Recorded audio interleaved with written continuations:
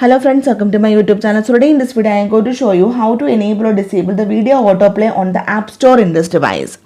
For this, go to settings, scroll down, tap on the option App Store. Okay, then here you can see the option video autoplay. You can see video autoplay.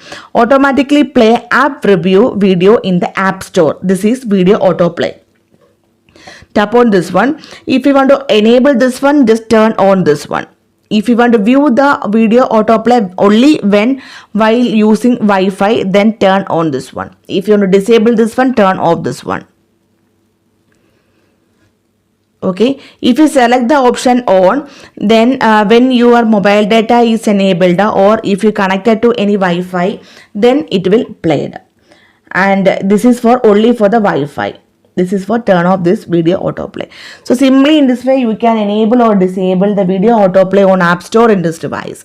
So hope you guys enjoy this video. Thank you for watching. Thank you. Bye bye.